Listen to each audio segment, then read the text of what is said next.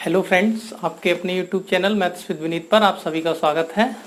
और आप जैसा कि जानते हैं कि हमारी हार्ड क्वेश्चंस की एक सीरीज चल रही है और उसमें टॉपिक टाइम एंड वर्क था। तो आज उसका लेक्चर नंबर 10 है और ये लास्ट लेक्चर होगा। बाकी मुझे जब जैसे अच्छे क्वेश्चन मिलते रहेंगे तो मैं और लेक्चर बना दूंगा। इसके बाद हम नया टॉपिक देखेंगे। और कुछ दिनों से मैं अपनी किसी कारणवश वीडियो अपलोड नहीं कर पा रहा था, थोड़ा अपना सेटअप बना रहा हूँ, तो उस पर काम वाम चल रहा था। तो आइए इस क्वेश्चन को देखते हैं। दे रखा है, एक ठेकेदार ने एक मजदूर को अपने यहाँ इस शर्त पर नौकरी दी कि उसे कार्य पर उपस्थित होने के लिए 75 रुपए के हिसाब से मजदूरी मिलेगी, किंतु अनुपस्थित रहने पर न केवल उसकी मजदूरी कटेगी, उल्टे उसे 15 रुपए प्रतिदिन के हिसाब से जुर्माना अदा करना होगा। तो 20 दिन के पश्चात 1140 रुपए दिए तो मजदूर कितने दिन के लिए अनुपस्थित रहा। तो जैसा कि आप जानते हो, मैं इसे तुम्हें 2-3 तरीके से बताता हूँ।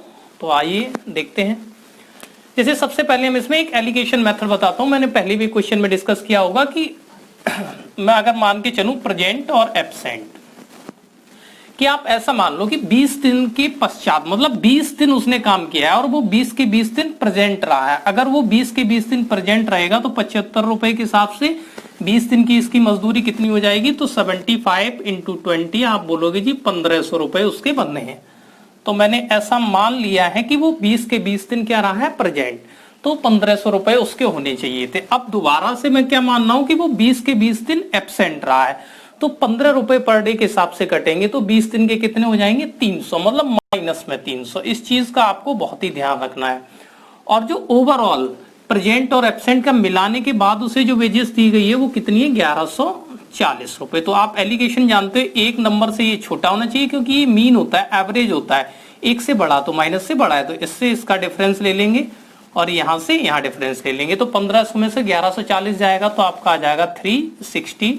और 1140 में से जब हम इसे घटाएंगे तो ये घटने की जगह क्या होगा, जुड़ेगा, क्योंकि जब 1140 माइनस 300 करोगे माइनस का, तो माइनस माइनस प्लस होके ये जुड़ जाएंगे। तो मैं ये जोड़ के लिख दे रहा हूं, 11 3 14, 1440। ठीक है, तो ये 0 से 0, 36 चौके होता है 144। तो ये आ गया इनके डेज का रेशियो, दिनों का अनुपात। ठीक है, आप जानते हो टोटल दिन कितने लगे, 20 दिन। उसने पूछा कितने दिन अनुपस्थित रहा है, तो अनुपस्थित एब्सेंट का मतलब कितना रेशियो आया है, 1। जो एब्सेंट रहा है वो मैं निकाल रहा हूं 1 अपॉन में टोटल कितना 5 इंटू टोटल डेज कितने थे 20। तो भाई 4 दिन ये अनुपस्थित रहा होगा। तो आंसर बी करेक्ट है। तो उम्मीद करता हूं आपको ये तरीका समझ में आ गया होगा। आप इसे नोट कर लें या स्क्रीनशॉट ले लें, मैं दूसरे मेथड से भी डिस्कस कर रहा हूं। तो दूसरा मेथड देख लेते हैं। हाँ, बिल्कुल बेसिक तरीके से अगर मैं बात करूं कि माना x दिन एब्सेंट रहा, ठीक है, अगर वो x दिन एब्सेंट रहा है तो वो प्रेजेंट कितने दिन रहा होगा, तो आप बोलोगे 20 माइनस x दिन। ठीक है, क्योंकि टोटल जो टाइम है वो 20 दिन का है। तो आप जानते हो प्रेजेंट रहने पर उसे 75 रुपए मिल रहे हैं, तो 75 इंटू 20 माइनस एक्स, 75 रुपए मिलता है एक दिन का, तो 20 माइनस एक्स दिन वो प्रेजेंट रहा है, तो टोटल कितना बन गया 75 इंटू 20 माइनस एक्स माइनस, अब उसका ये डिडक्ट किया गया है जो काटा गया है, ठीक है, अनुपस्थित होने की वजह से वो कितना कट रहा है 15 रुपए प्रतिदिन के हिसाब से। तो एक्स दिन रहा है तो 15x काट लिया गया होगा, उसके बाद कितने रुपए मिले 1140। आइए इसे सॉल्व कर लेते हैं। तो 75 दूनी होता है 150, तो ये हो गया 1500 माइनस 75x माइनस 15x बराबर 1140। तो आप जानते हो 75 5 80 90x उधर चला जाएगा और ये इधर आ जाएगा, तो फिर से ये 360 बच जाएगा और ये 90x, तो 9 चौके 36। तो जैसा कि हमने x मान रखा था एब्सेंट दिन, तो x की वैल्यू फिर से कितनी आ गई 4। ठीक है, तो आप इसे भी नोट कर लें और नेक्स्ट क्वेश्चन देखते हैं। फिर सॉरी, इसी को एक और तरीके से देख लेते हैं जल्दी से। देखो,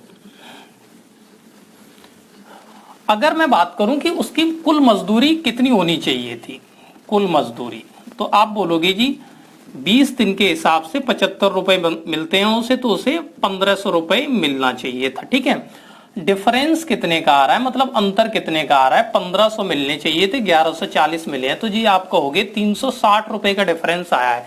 ये किसकी वजह से आया होगा कि उसने कुछ दिन काम नहीं किया होगा, वो एब्सेंट रहा होगा, तो वही हमें पता करना है। तो एक दिन की मजदूरी में कटौती। ठीक है कि एक दिन में कितनी कटौती हो रही है, तो आप जानते हो 75 रुपए जाएंगे प्लस 15 और जाएंगे तो 90 रुपए जाएंगे। जब एक दिन के 90 जाते हैं, आप मुझे बताओ 360 रुपए उसके डिडक्ट होने में कितना समय लगेगा, तो आप बोलोगे जी जो टाइम लगेगा वो 360/90 का लगेगा, तो 4 दिन। ठीक है, तो उम्मीद करता हूं ये तीनों तरीके से ये सवाल आपको समझ में आ गया होगा। तो आइए फिर नेक्स्ट क्वेश्चन को देख लेते हैं।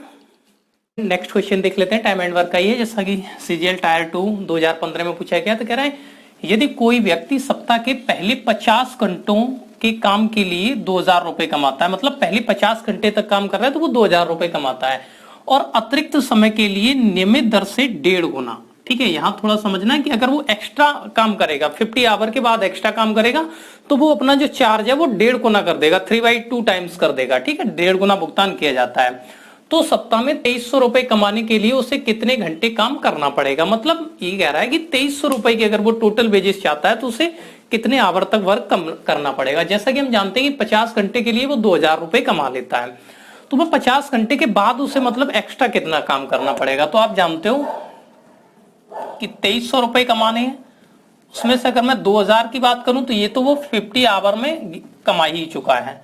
ठीक है, 2000 रुपए तो ये 50 आवर में उसने कमा लिए थे।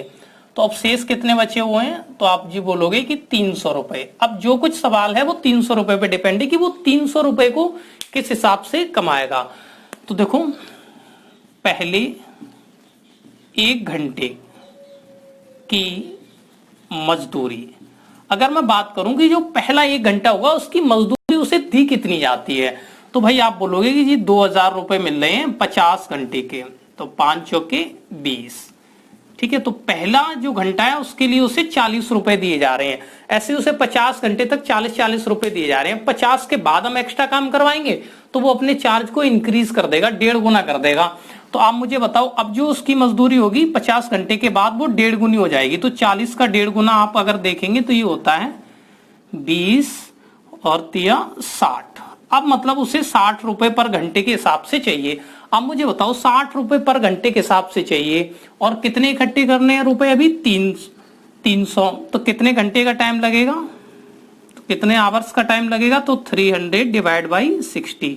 तो आप बोलोगे जी 5 घंटे का, 5 आवर्स। ठीक है, तो उम्मीद करता हूं बहुत ही बेसिक सवाल है, बेसिक तरीके से मैंने सॉल्व कर दिया है। ठीक है, तो आप इसे नोट करें। इसके बाद नेक्स्ट क्वेश्चन को देखते हैं।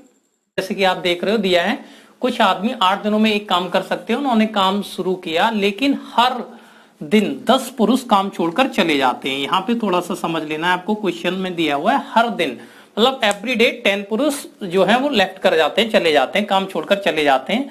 तो इस प्रकार काम 10 दिनों में खत्म हो जाता है। फिर भी जो टाइम लग रहा है काम को डन हो रहे हैं वो 10 दिन का लग रहा है, लेकिन शुरुआत में दिया था कि कुछ पुरुष उसे 8 दिनों में कर सकते हैं। वो कितने थे हमें नहीं मालूम। ठीक है, तो उसने कहा है आरंभ में पुरुषों की संख्या ज्ञात करो कि शुरुआत में लोग थे कितने, यही तो पूछा है क्वेश्चन में। अब आप देखेंगे ये कम से कम 2 टाइम्स तो मे बी एसएससी में पूछा जा चुका है, सेम सवाल यूपीएसआई में भी आया, एनटीपीसी में भी आया, आप देखना ऐसे प्रीवियस ईयर में। तो चलो इसे डिस्कस कर लेते हैं। सबसे पहले कि मान लो माना एक्स व्यक्ति उसे 8 दिनों में कर सकते हैं। कितने व्यक्ति हैं, एक्स, और ये इसे 8 दिनों में कर सकते हैं। ठीक है, m into d total work. अब मैं बात करता हूं कि ये 8 दिनों में कर रहे हैं कि एक्स लोगों ने सबसे पहले 1 दिन तक काम किया होगा, प्लस अगले दिन क्या होगा, 10 व्यक्ति चले जाएंगे। तो आप जानते हो कि x माइनस 10 रह जाएंगे, और इन्होंने अगले दिन काम किया होगा। फिर उसके अगले दिन 10 और चले जाएंगे, तो कितना हो जाएगा, x माइनस 20। फिर इन्होंने अगले दिन काम किया। इसी तरीके से ये चलता चलता हमें लास्ट तक कहां तक करना है, 10 दिन तक। तो आप बताओ 10वें दिन जो काम होगा तब वहां पे कितने व्यक्ति काम कर रहे होंगे, तो आप बोलोगे जी x माइनस 90 इंटू 1, क्योंकि 10 दिन जब पहले दिन में ये था, दूसरे दिन 10 हुआ, तीसरे दिन में जाके 20 हुआ, तो एक कम रखेंगे 10 से, मतलब 100 नहीं करेंगे या 90 होगा। ठीक है, तो total work is equals to total work, इस तरीके से डन हो रहा है। तो आप मुझे बताओ ये 8x हो जाएगा। और आप जानते हो ये हो गई एपी सीरीज। ठीक है, अर्थमेटिकल प्रोग्रेशन जो हमने पढ़ा होता है, क्योंकि देखो ये और यहां से यहां 10 का डिफरेंस, फिर यहां 10 का डिफरेंस, ऐसे 10 का डिफरेंस इंक्रीज होता जा रहा है। तो अगर हम इसका सम निकालें तो एपी का जो सम निकालने का फॉर्मूला होता है वो होता है n/2 a प्लस एल। ए का मतलब प्रथम पद, एल का मतलब अंतिम पद। ठीक है, तो n का मतलब है 10/2, प्रथम पद है तुम्हारे पास x और अंतिम पद कितना है x माइनस 90। तो आप बोलोगे 2 से ये 5 टाइम्स, तो 8x is equals to x 2x 5 2 10x minus 9 पंजे 45, 450 इधर आ जाएगा, 450 ये इधर चला जाएगा तो 2x और 2 से डिवाइड लगा देंगे तो 225, ठीक है। तो 225 लोगों ने काम स्टार्ट किया होगा या 225 लोग इसे 8 दिनों में कंप्लीट कर सकते हैं। तो उम्मीद करता हूँ ये तरीका आपको समझ में आ गया होगा, ठीक है। अगले क्वेश्चन पे चलते हैं। जैसा कि आपके सामने दिया हुआ है, ऐसे क्वेश्चन मैं करा चुका हूँ, ये थोड़ा सा मुझे डिफरेंट लगा तो मैंने कहा एक और डिस्कस करा दिया जाए। लिखा हुआ है एक ठेकेदार ने 60 दिनों में एक सड़क बनाने का ठेका लिया और उसने 150 लोगों को काम पर रखा। मतलब 150 उसने ऐसा सोचा कि 60 दिनों में मैं करवा दूंगा काम, तो उसने 150 लोगों को काम पर रखा। 45 दिनों के बाद उसने 130 और पुरुषों को नियुक्त किया, जिससे काम समय पर समाप्त हो गया, ठीक है। जब उसने 130 को और नियुक्त कर दिया तब जाके समय पर समाप्त हुआ है। इससे काम समय पर समाप्त हो गया तो ज्ञात करें अतिरिक्त पुरुषों को नियोजित नहीं किया जाता, अगर वो एक्स्ट्रा पर्सन्स को नहीं लगाता तो काम कितना देर से पूरा होता, मतलब कितना लेट हो जाता अगर वो एक्स्ट्रा पर्सन्स को नहीं लगाता। तो यहां से फ्रेंड हम समझ लेंगे कि आप जानते हो कि 150 लोग तो उसके पास पहले थे और 130 व्यक्ति उसने और लगा दिए, तो ये पर्सन हो गए टोटल 280 और 280 लोगों ने जो भी काम है भाई 280 लोगों ने जो वर्क था, क्योंकि 60 दिनों में करने का ठेका लिया है और 150 लोग 45 दिनों के बाद, ठीक। तो इसका मतलब क्या है, 150 लोग 45 दिन तो कर चुके हैं, जो काम हो चुका है उससे हमें कोई मतलब नहीं, उसे हम छोड़ देंगे। अब हम ये पता कर सकते हैं कि जो वर्क 280 लोग 15 दिन में डन करते हैं, जो रिमेनिंग वर्क है जो 280 लोगों ने, क्योंकि उसने बोला कम समय पे पूरा हो गया, जो 280 लोगों ने 15 दिन में पूरा किया है, यही रिमेनिंग वर्क अगर मैं बोलूं कि 150 लोग कितने दिन में करेंगे, कितने डेज में करेंगे, भाई ये रिमेनिंग वर्क अगर ये लोग करते, क्योंकि शुरुआत में 150 थे, तो कितने दिन में करते, ये बात मैं यहां से पता कर सकता हूं। तो जी आप बोलोगे 15 से 15 कट गया कि 28 दिन में करेंगे, ठीक है।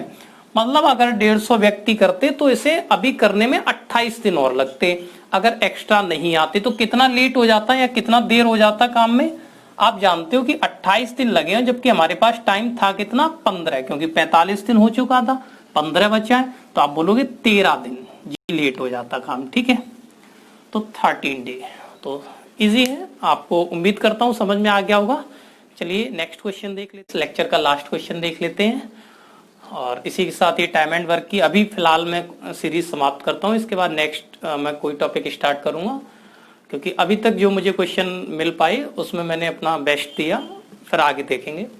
जैसे दिया है 2400 सैनिकों के लिए 60 दिनों के लिए पर्याप्त भोजन है और प्रत्येक सैनिक प्रतिदिन 750 ग्राम भोजन खाता है। तो 43 दिनों के बाद 900 सैनिक शिविर से बाहर चले जाते हैं। अब बाकी जवानों के लिए खाना कितने दिनों तक रहता है यदि अब प्रत्येक सैनिक 850 ग्राम खाएं। तो आप जानते हो इसके लिए एक बहुत अच्छा कॉन्सेप्ट होता है, ऐसे जितने भी सवाल आपके में दे रखे हो कि हम शेष भोजन इक्वल्स टू शेष भोजन रखते हैं, कि जो रिमेनिंग, जैसे हम वर्क इक्वल करते थे ऐसे ही हम शेष भोजन इज इक्वल्स टू शेष भोजन कर दें, कि जो लोग खाकर चले गए उनसे तो हमें कोई मतलब नहीं है। हम ये पता कर लें कि अगर ये 2400 व्यक्ति हैं 43 दिन तक खा चुके हैं, तो इसका मतलब ये 17 दिनों तक और खा सकते हैं, और जो ये खाते हैं वो कितना खाते हैं 750 ग्राम, ठीक है। तो वो इनकी इफिशियंसी है, तो यही मल्टीप्लाई कर देंगे। अब बात हो रही है कि अब ये रिमेनिंग था, मतलब 2400 लोग 17 दिनों में 750 ग्राम पर यूनिट के हिसाब से खाएंगे तो खा सकते हैं, इतना शेष बचा हुआ था। अब मैं बात करता हूं कि 900 सैनिक शिविर से चले गए, तो जब 2400 में से 900 जाएंगे तो आप बोलोगे जी 1500 रह गई, ठीक है। 24 में से 900 चले गए तो जी 1500 रह गए। उसने पूछा ये इसे कितने दिन में खाएंगे, 900 दिन चले जाते हैं, बाकी जवानों के लिए खाना कितने दिनों तक रहता है यदि अब प्रत्येक दिन कितने दिन तक रहता है यदि 850 ग्राम खा रहे हैं। तो आप जानते हो 0 से 0 कट जाएगा, 17 से 5 बार और 5 से 15 बार, 2 0 से 0 कट गया, 15 से 15, तो जो डे आ गए 24 दिन। मतलब जो शेष लोगों के लिए भोजन बचेगा वो 24 दिनों के लिए चल जाएगा, ठीक है। तो उम्मीद करता हूं कि आज का ये लेक्चर आपको पसंद आया होगा, और अगर आपको मेरे लेक्चर पसंद है तो प्लीज चैनल को सब्सक्राइब करें, लाइक करें, कमेंट्स करें और शेयर करें। Thanks for watching.